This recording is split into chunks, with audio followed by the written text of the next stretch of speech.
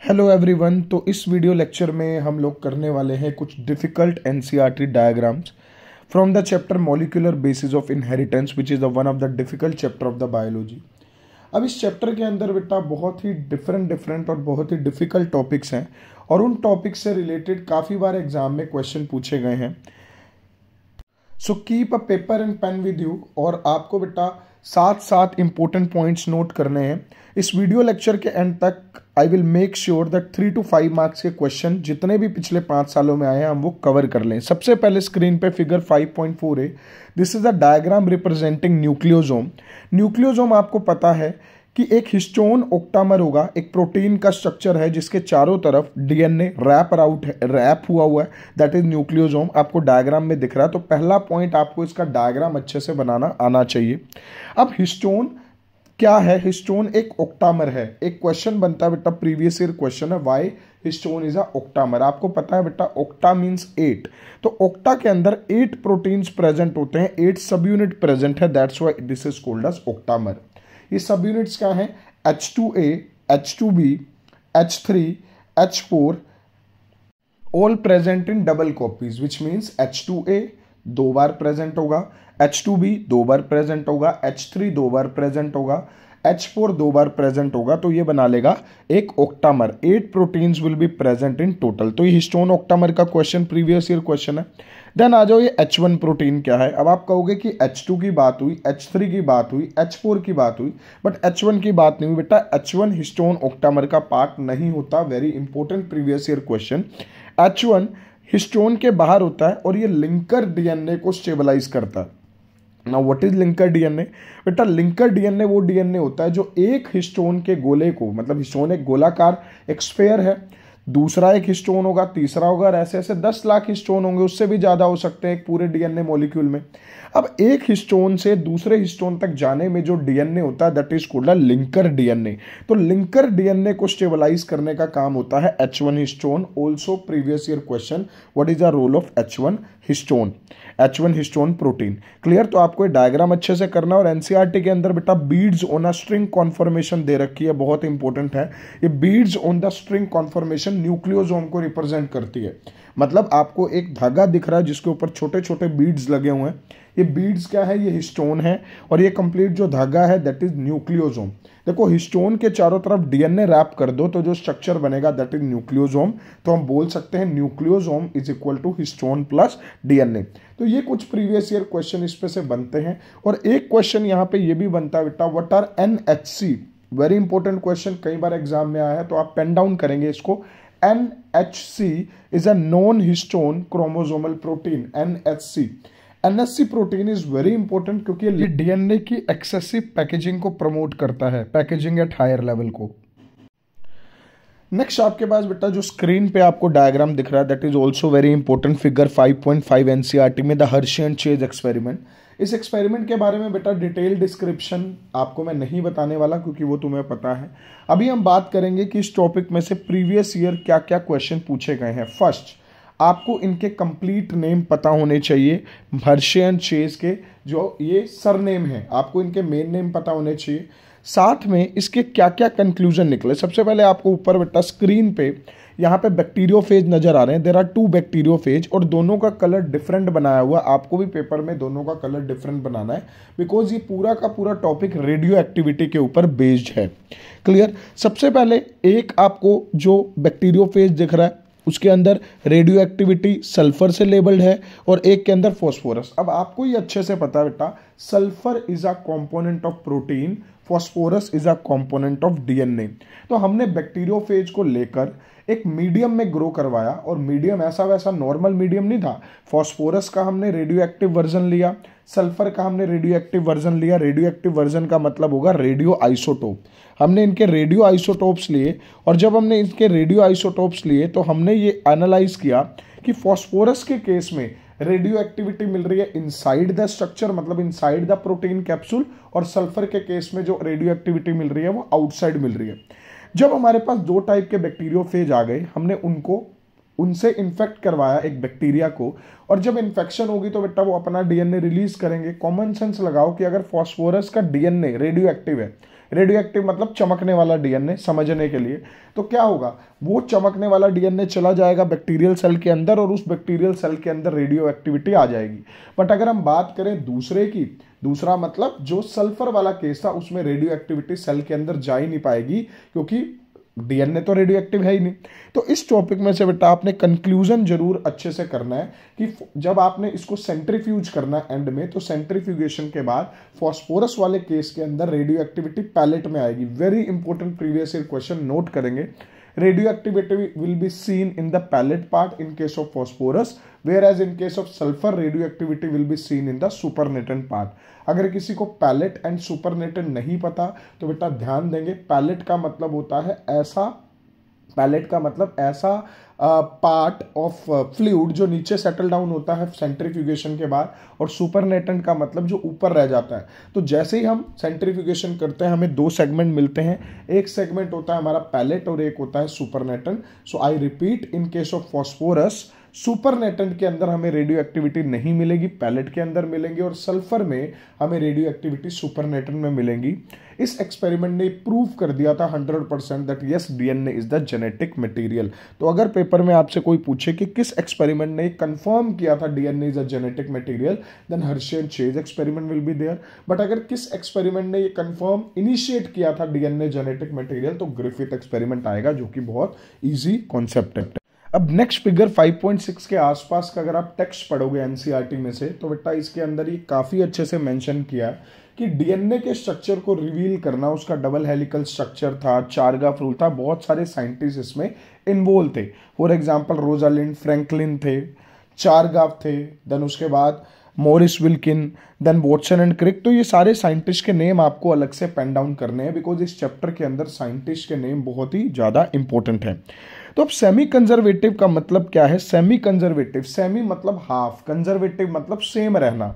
अगर डीएनए पहली जनरेशन और दूसरी जनरेशन में 100% सेम रहता है तो हम इस मोड को बोलते हैं कंजर्वेटिव मोड, जो कि कुछ ऑर्गेनिज्म में देखा जाता है। बट अगर हम हायर ऑर्गेनिज्म यूकैरियोट्स की बात करें तो डीएनए का जो रेप्लिकेशन का प्रोसेस है that is semi conservative. Semi conservative का मतलब है कि 50% डीएनए का कंटेंट वही रहेगा और 50% डीएनए का कंटेंट चेंज होगा, नया डीएनए बनेगा। फॉर एग्जांपल मेरे पास दो डीएनए के स्ट्रैंड हैं जो पर्पल कलर के हैं, और नेक्स्ट जनरेशन में जो डीएनए का स्ट्रैंड आया वो एक पर्पल रहा और एक रेड हो गया, which means it is a semi conservative. जैसे आपको स्क्रीन पे भी दिख रहा है, ऊपर से डीएनए रेड है, बट जैसे डीएनए की नेक्स्ट जनरेशन आई तो एक स्ट्रैंड यहाँ पे पर्पल हो गया रेड के साथ। So this mode of replication is called as semi conservative mode of replication.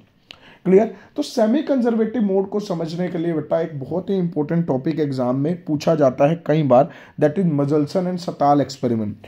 हुआ मजल्सन एंड सताल, ये फिगर आपको सामने स्ट्रक्चर दिख रहा है बेटा, एनसीईआरटी के अंदर है। मजल्सन एंड सताल ने एक एक्सपेरिमेंट किया जिससे ये प्रूव कर दिया कि भाई डीएनए तो सेमी कंजर्वेटिव मोड से रेप्लिकेट करता है। सेमी कंजर्वेटिव का मतलब पहले समझते हैं। जितना भी ये N15, 14 लिखा हुआ है इसको इग्नोर करेंगे, सिर्फ आप डीएनए के कलर पे ध्यान दें। सबसे पहले आपको डीएनए का कलर यहाँ पर रेड दिख रहा है, 20 मिनट्स के बाद रेड के साथ ग्रीन आ गया, फिर 40 मिनट्स के बाद जब नेक्स्ट जनरेशन आई फिर एक नया कलर आ रहा है। तो इसका मतलब क्या है, अगर ये कंजर्वेटिव मोड होता तो डीएनए का कलर सेम रहता। सेमी कंजर्वेटिव का मतलब होता है 50% DNA become old, 50% DNA become new. अब इस एक्सपेरिमेंट में किया गया क्या गया, ध्यान से सुनेंगे। सबसे पहले हमने काफी इकोलाई बैक्टीरिया लिया। बहुत अच्छा प्रीवियस ईयर क्वेश्चन बनता है कि कौन सा ऑर्गेनिज्म किस एक्सपेरिमेंट में लिया गया। जैसे ग्रिफिथ में माइस को यूज किया, क्लियर। पिछला जो हर्शे एंड चेज एक्सपेरिमेंट है उसमें बैक्टीरियोफेज को यूज किया और इकोलाई को यूज किया। इस एक्सपेरिमेंट में उन्होंने इकोलाई को यूज किया, और क्या रीजन था इकोलाई को यूज करने का? बिकॉज इकोलाई बहुत जल्दी मल्टीप्लाई करता है, 20 मिनट में हमें उसकी नेक्स्ट जनरेशन मिल जाती है। सबसे पहले हैवी आइसोटोप लिया गया बेटा नाइट्रोजन का, आपको पता है स्क्रीन पे दिख रहा है N15, और काफी टाइम के लिए N15 मीडियम में उस बैक्टीरिया को ग्रो कराया गया। अब जब N15 मीडियम में उस बैक्टीरिया को ग्रो कराया तो बेटा उस बैक्टीरिया के डीएनए के अंदर घुस जाएगा अच्छे से N15 कैन गेट इनकॉर्पोरेटेड। तो डीएनए को N15 से रिप्रेजेंट करने के लिए रेड कलर इंपोज कर दिया। क्लियर?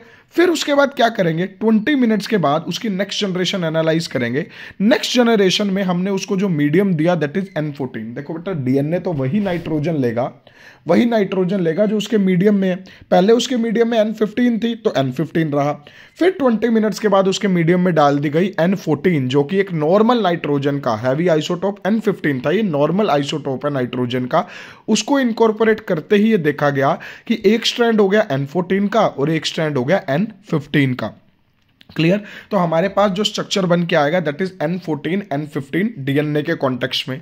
फिर हमने इसकी नेक्स्ट जनरेशन एनालाइज की। नेक्स्ट जनरेशन में आप देख रहे हो स्क्रीन पे, नेक्स्ट जनरेशन में क्योंकि N14 ही रखा गया, अब मीडियम N15 ने वापस करेंगे, N14 ही मीडियम रखा, जिसकी वजह से आप देख रहे हो कि ऊपर आपको मिल गया N14 N14, देन उसके बाद मिल गया N15 N14, देन उसके बाद मिल गया N14 N15 और लास्ट में N14 N14। तो आप देख रहे हो कि हाइब्रिड की वैरायटी और नॉन हाइब्रिड की वैरायटी मतलब प्योर ग्रीन और मिक्स ग्रीन रेड की कॉन्सेंट्रेशन अभी 50-50% है। 4 में से 2 आपके पास हाइब्रिड आए और 2 नॉन हाइब्रिड आए। बट जब हम इसकी नेक्स्ट जनरेशन भी देखेंगे तो उसके अंदर भी क्या होने वाला है, जो हाइब्रिड है बेटा उसकी वैरायटी 2 ही रहेगी। नॉन हाइब्रिड मतलब N14 वालों की परसेंटेज बढ़ती जाएगी। उसका रीजन सिंपल सा ये है कि डीएनए रेप्लिकेट करता है सेमी कंजर्वेटिव मोड में, और इस एक्सपेरिमेंट ने अच्छे से प्रूव कर दिया कि ये सेमी कंजर्वेटिव मोड में रेप्लिकेट करता है। नाउ वेरी इंपॉर्टेंट क्वेश्चन, क्या क्या मेथड यूज किए गए सेंट्रीफ्यूगेशन के लिए। तो डेंसिटी ग्रेडियंट सेंट्रीफ्यूगेशन एक टेक्निक होती है बेटा जिसमें डेंसिटीज के बेसिस पे हम किसी भी सब्सटेंस को सेपरेट करते हैं किसी दूसरे सब्सटेंस से।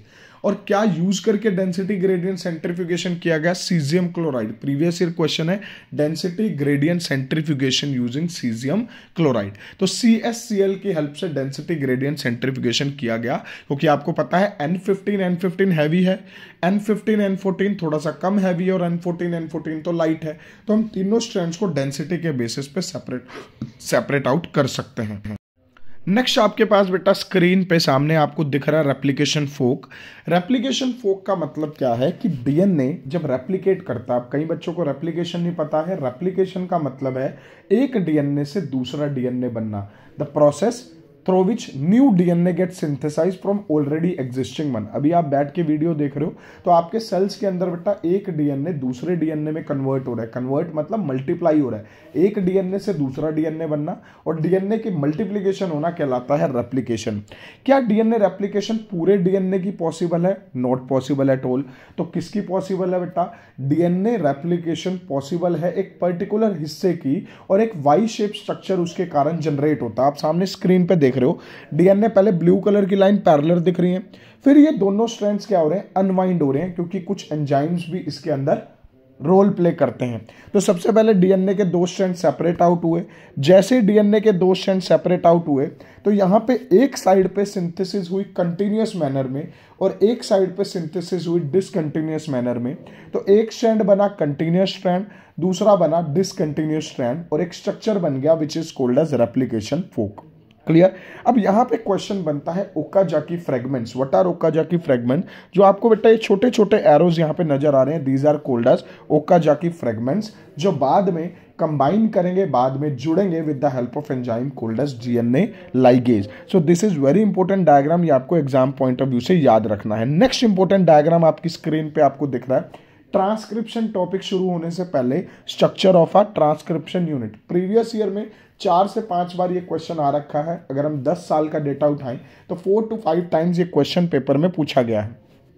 इस पूरे स्ट्रक्चर के अंदर बेटा एक प्रमोटर साइट, एक टर्मिनेटर। जैसे किसी भी रेस को स्टार्ट करने के लिए एक स्टार्ट साइट होती है, एक एंड साइट होती है। तो प्रमोटर आप मान के चल सकते हो रेस का स्टार्ट पॉइंट है, टर्मिनेटर रेस का एंड पॉइंट है, और बीच में आपके 2 स्ट्रैंड्स प्रेजेंट होते हैं बेटा। एक होता है टेम्पलेट स्ट्रैंड और एक होता है हमारे पास coding strand.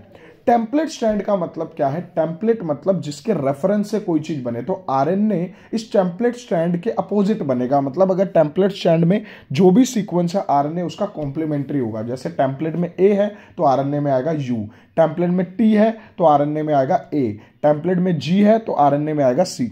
But coding strand क्या होता है? कोडिंग स्ट्रैंड टेम्पलेट का अपोजिट स्ट्रैंड होता है जिसका आरएनए से कोई लेना देना नहीं है, आरएनए से उसका कोई कॉम्प्लीमेंटेशन नहीं है, बट आरएनए में जो स्ट्रक्चर होगा कोडिंग स्ट्रैंड में भी लगभग वही स्ट्रक्चर होता है, फर्क सिर्फ आता है यूरेसिल का थायमिन के साथ। तो बेटा ये स्ट्रक्चर आपको अच्छे से करना है। अब आपके पास एक इंपॉर्टेंट पार्ट आता है UTR, untranslated region. Untranslated region का मतलब होता है कुछ ऐसे पोर्शंस होते हैं बेटा जीन के 5 प्राइम के अपस्ट्रीम और 3 प्राइम के डाउनस्ट्रीम, 5 प्राइम के ऊपर की साइड और 3 प्राइम के नीचे की साइड कुछ स्ट्रक्चर होते हैं जिनकी ट्रांसलेशन नहीं होती। These are called as untranslated region. These are the border sequence basically. जैसे आप किसी कपड़े की सिलाई भी करते हो तो दोनों साइड पे मार्जिन छोड़ते हैं, तो वैसे जीन के दोनों साइड पे कुछ मार्जिन प्रेजेंट होता है, तो ये भी आपको अच्छे से याद करना है। नेक्स्ट आपको स्क्रीन पे बेटा एक बहुत इंपॉर्टेंट डायग्राम दिख रहा है, that is a diagram representing transcription. काफी बार इस पे क्वेश्चन आया, आपको ड्रॉ करने के लिए आ सकता है। इसमें ABCD मेंशन होंगे, आपको बताना होगा initiation, elongation, termination. Now the question arises what is transcription. Very simple, DNA से डीएनए बनना, रेप्लिकेशन। बट जब उस डीएनए से आरएनए का स्ट्रैंड बनेगा which is the second step of central dogma, that process will be called as transcription. And transcription के अंदर 3 steps आपने मेंशन करने हैं, इनिशिएशन, इलोंगेशन एंड टर्मिनेशन। देखो बेटा किसी भी प्रोसेस को स्टार्ट करने के लिए एक इनिशिएटर होता है, किसी भी प्रोसेस को रोकने के लिए एक टर्मिनेटर होता है, तो इसमें आप अच्छे से ये समझेंगे। आपको फर्स्ट डायग्राम के अंदर बेटा डीएनए दिख रहा है और डीएनए की एक साइट होती है प्रमोटर, जो कि हमने पिछले डायग्राम में समझ लिया है। प्रमोटर एक स्टार्ट होने वाली साइट है। जब प्रमोटर के ऊपर आरएनए पॉलीमरेज बाइंड करेगा तभी ट्रांसक्रिप्शन स्टार्ट होगी। ये कॉपी में 10 बार लिख लेना क्योंकि एग्जाम में क्वेश्चन आएगा। Transcription only starts when RNA polymerase binds to the promoter. Obvious ही बात है, आरएनए बना रहे हैं तो एंजाइम का नेम आरएनए पॉलीमरेज होगा। तो आरएनए पॉलीमरेज बेटा वो एंजाइम है जो स्टार्ट करेगा ट्रांसक्रिप्शन को by binding to the start site which is called as promoter. अब जैसे ये प्रमोटर पे बाइंड हुआ, प्रमोटर पे बाइंड होते ही प्रोसेस स्टार्ट हुई, बट ये स्टार्ट करने के लिए बेटा एक और प्रोटीन हमें रिक्वायर होता है, that is called as sigma protein. स से सिग्मा, स से स्टार्ट, याद रखेंगे। सिग्मा प्रोटीन इस प्रोसेस को स्टार्ट करने में बहुत इंपॉर्टेंट रोल प्ले करेगा। जैसे ही बेटा ये प्रोसेस स्टार्ट होगा तो इलोंगेशन का प्रोसेस कंप्लीट, इनिशिएशन का प्रोसेस कंप्लीट, देन इलोंगेशन का प्रोसेस स्टार्ट होगा। धीरे धीरे धीरे धीरे ये आरएनए पॉलीमरेज आगे बढ़ेगा और जैसे जैसे आगे बढ़ेगा तो आरएनए बुनता चला जाएगा based upon the sequence present in which stands, template और कोडिंग। पिछली स्लाइड में हमने समझा टेम्पलेट स्टैंड के बेसिस पे यहाँ पे सीक्वेंस आते जाएंगे। जैसे मैंने बताया अगर A है तो U आएगा, T है तो A आएगा, G है तो C आएगा एंड C है तो G आएगा, और ये ट्रांसक्रिप्शन का प्रोसेस आगे बढ़ता चला जाएगा। बट जैसे ही उस जीन का एंड पॉइंट आ गया दैट इज टर्मिनेटर, तो अब बारी आ जाएगी उस प्रोसेस को रोकने की। और जैसे ही बेटा उस प्रोसेस को रोकने की बारी आएगी तो आपको ये ध्यान रखना है कि वहां पे टर्मिनेटर रीजन होना चाहिए। जब तक टर्मिनेटर रीजन नहीं आएगा तो प्रोसेस स्टॉप नहीं होगा। जैसे ही बेटा टर्मिनेटर रीजन आया तो प्रोसेस हुआ स्टॉप, और स्टॉप करने के लिए, रोकने के लिए रो वाला फैक्टर चाहिए, तो र से रोकना, र से रो, स से स्टार्ट सिग्मा, र से रोकना तो रो फैक्टर, और रो फैक्टर टर्मिनेशन में इंपॉर्टेंट रोल प्ले करेगा। डीएनए और आरएनए के बीच में जो बॉन्ड है वो डिसोल्व हो जाएंगे। अब डीएनए अपने रास्ते, आरएनए अपने रास्ते, और आरएनए अब साइटोप्लाज्म में ट्रांसफर होगा। हालांकि ये प्रोसेस न्यूक्लियस के अंदर हो रहा है, तो न्यूक्लियस के बाद आरएनए साइटोप्लाज्म में जाएगा ताकि ट्रांसलेशन का प्रोसेस हो सके। अब यहाँ पे भी बेटा 2 केस बनते हैं, पोस्ट ट्रांसक्रिप्शनल मॉडिफिकेशन जो मैंने यहाँ पे इंक्लूड नहीं किया। कुछ एक ऑर्गेनिज्म के अंदर जैसे प्रोकैरियोट्स के अंदर पोस्ट ट्रांसक्रिप्शनल मॉडिफिकेशन नहीं होता। बहुत इंपॉर्टेंट पॉइंट आप मेंशन करेंगे, पोस्ट ट्रांसक्रिप्शनल मॉडिफिकेशन नहीं होते। किसके अंदर? Post transcriptional modification is not present in prokaryotes, whereas eukaryotes के अंदर पोस्ट ट्रांसक्रिप्शनल मॉडिफिकेशन होते हैं। पहले न्यूक्लियस में जो आरएनए बना उसके अंदर स्प्लाइसिंग होगी, कैपिंग होगी, टेलिंग होगी, बहुत सारी प्रोसेसिंग होगी, उसी के बाद ही पॉसिबल होगा कि उसको कन्वर्ट किया जा सके एक मैच्योर आरएनए में। पहले जो RNA that is HN RNA, heterogeneous RNA, जब इसकी कटिंग हुई, स्प्लाइसिंग हुई, कैपिंग हुई, टेलिंग हुई, तो ये इमैच्योर आरएनए से मैच्योर आरएनए बन गया ताकि इसको ट्रांसलेशन के लिए भेजा जा सके। चलो एक बार एनसीईआरटी की फिगर 1.5.11 भी देख लेते हैं, जो मैं पोस्ट ट्रांसक्रिप्शनल मॉडिफिकेशन की बात कर रहा हूँ। यहाँ पे इमैच्योर आरएनए को आरएनए में कन्वर्ट करते हैं मैच्योर आरएनए में, तो 3 स्टेप्स, ये डायग्राम बहुत इंपॉर्टेंट है। तो इसमें पॉली एडिनाइलेशन जो वर्ड लिखा बेटा, इस प्रोसेस को बोलते हैं टेलिंग, टेलिंग मतलब टेल ऐड कर रहे हैं हम डीएनए के अंदर, सॉरी टेल ऐड कर रहे हैं हम लोग आरएनए के अंदर, पॉली ए टेल, मल्टीपल ए हम ऐड कर रहे हैं, that is poly adenylation. Capping का मतलब है 5 प्राइम पे मिथाइल ग्वानोसिन ऐड कर रहे हैं, और टेलिंग का मतलब है पॉली ए टेल ऐड कर रहे हैं। तो इससे करने से हमारे पास क्या होगा कि एक मैच्योर आरएनए बनेगा। बट बीच में आपको यहाँ पे शेडेड रीजन दिख रहे हैं जिनका कोई काम नहीं है। ऑरेंज कलर में एक्सोन है और रेड कलर में इंट्रोन है। Introns are the non coding sequence, तो इनको रिमूव करने के लिए हम थर्ड स्टेप यूज करेंगे, that is splicing. So splicing, capping and tailing combine together to make the post transcriptional modification. अब सामने स्क्रीन पे बेटा आपको अगली एक फिगर टेबल 5.1 दिख रही है जिसके अंदर एक जेनेटिक कोड का टेबल है। कई बच्चे ये क्वेश्चन है रेस करते हैं कि क्या हमें ये सारा कंप्लीट लर्न करना है। सारा कंप्लीट बेटा लर्न करना पॉसिबल भी नहीं है। हमारे पास कुछ कोडोन्स दे रखे हैं और उनके कॉरस्पॉन्डिंग अमाइनो एसिड है। कोडोन्स का नंबर है 64, जिसमें से 3 कोडोन आपको याद करने हैं, which are terminator codon, stop codon भी बोल सकते हैं, जो प्रोसेस ऑफ ट्रांसलेशन को रोकने के काम आते हैं। UAA, UAG और UGA स्टॉप कोडोन है, जबकि AUG जो मिथ्योनिन को कोड करता है, दैट इज इनिशिएटर और स्टार्ट कोडोन। आपको इसमें से बेटा कुछ एक अमाइनो एसिड्स तो याद करने पड़ेंगे, उनके कोडोन भी याद करने पड़ेंगे, approximate 5 to 6, because they are very very important codon जिनको आप याद करेंगे। अब कुछ प्रॉपर्टीज हैं बेटा जेनेटिक कोड की, आप डिस्क्रिप्शन पढ़ेंगे तो उसके बेसिस पे आपको कुछ एग्जांपल याद करने पड़ेंगे, जिसमें एक प्रॉपर्टी आती है बेटा degeneracy, very important previous year question. 2 codon code for same amino acid. क्या कोई 2 कोडोन है जो सेम अमाइनो एसिड को कोड कर रहे हैं? आप सबसे पहले टॉप कॉर्नर पे देखो, UUU भी फिनाइल एलानिन को कोड कर रहा है और UUC भी फिनाइल एलानिन को कोड कर रहा है। So this property is called as degeneracy. Similarly there is one more property which is called as genetic code is universal. Universal का मतलब होता है कि जेनेटिक कोड हर एक ऑर्गेनिज्म में सेम है। मतलब अगर आप मॉस्किटो, क्रोकोडाइल, ह्यूमन बीइंग या किसी की भी बात करेंगे तो फ्यू एक्सेप्शन के साथ जेनेटिक कोड यूनिवर्सल है। मतलब जो भी कोडोन एक अमाइनो एसिड के लिए ह्यूमन बीइंग में कोड कर रहा है वो मोस्ट ऑफ द ऑर्गेनिज्म में भी कोड करेगा। तो प्रॉपर्टीज ऑफ जेनेटिक कोड बहुत इंपॉर्टेंट है, आपको याद करनी है। Now there is one more property कि एक कोडोन एक से ज्यादा अमाइनो एसिड को कोड नहीं कर सकता। बेटा कॉमन सेंस है, आपके पास 64 कोडोन है, अमाइनो एसिड बेचारे 20 है। क्या पॉसिबल है कि एक जो कोडोन है वो एक से ज्यादा अमाइनो एसिड पे हक जता ले? पॉसिबल ही नहीं है। तो एक कोडोन एक से ज्यादा अमाइनो एसिड को कोड नहीं कर सकता, तो हम कह सकते हैं कि genetic code is very specific और अनएम्बिगियस। अनएम्बिगियस प्रॉपर्टी का मतलब क्या है कि आपको इस सामने जो टेबल है उस टेबल में कभी ऐसा नहीं मिलेगा कि आपके पास एक कोडोन 2 अमाइनो एसिड के लिए कोड कर रहा हो, कि आपको एक कोडोन के आगे 2 अमाइनो एसिड लिखे हुए मिले। This property is called as unambiguous. ये दोनों properties unambiguous and degeneracy exam में पूछी जाती है और बच्चे काफी बार इसमें कंफ्यूजन क्रिएट करते हैं।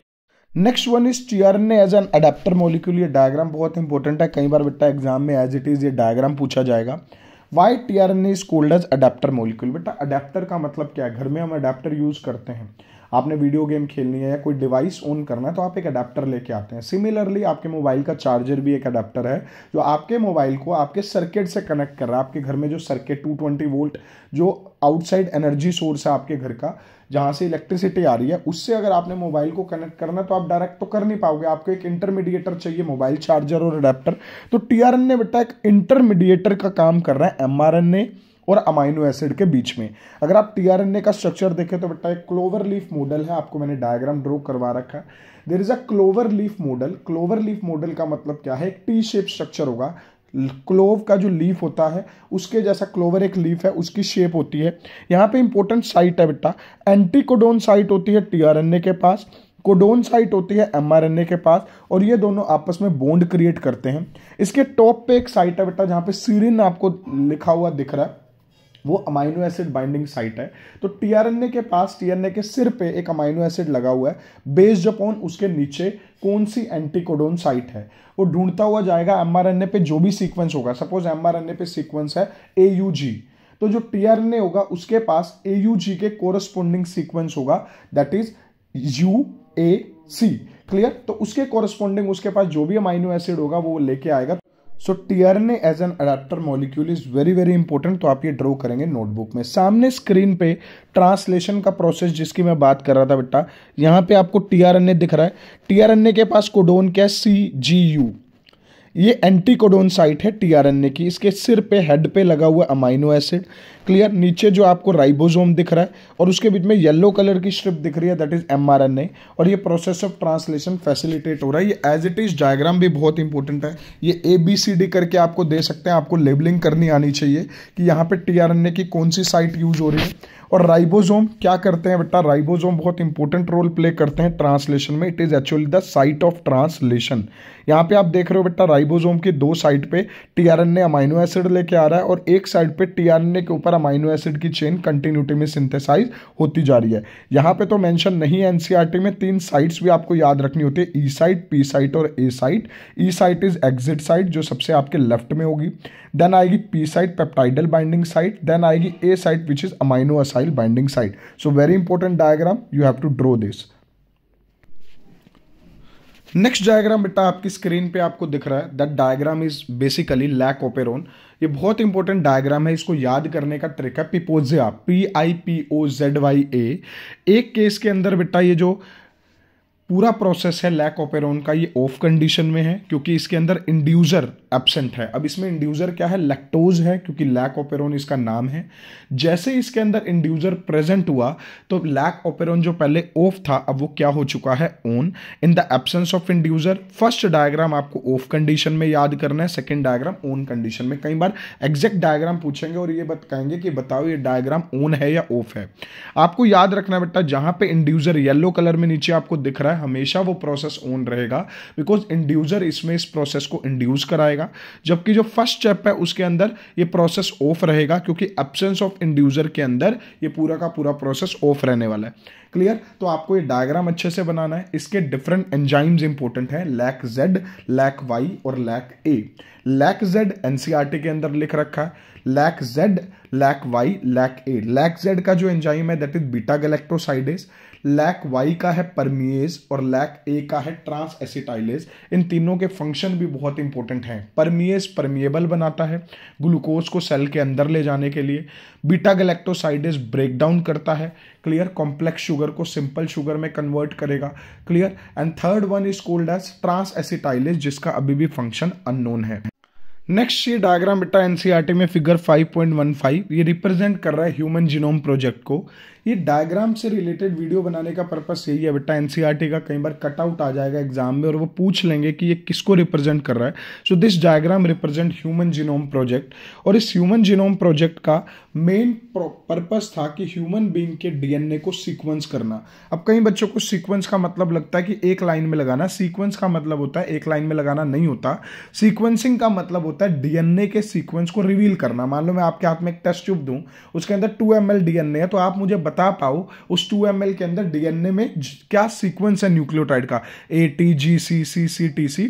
तो इस वजह से एक मेगा प्रोजेक्ट डेवलप किया गया। Why it is called as mega project, because करोड़ों पैसा लगा था इसमें, बहुत सारे साइंटिस्ट लगे थे, काफी साल लगे थे।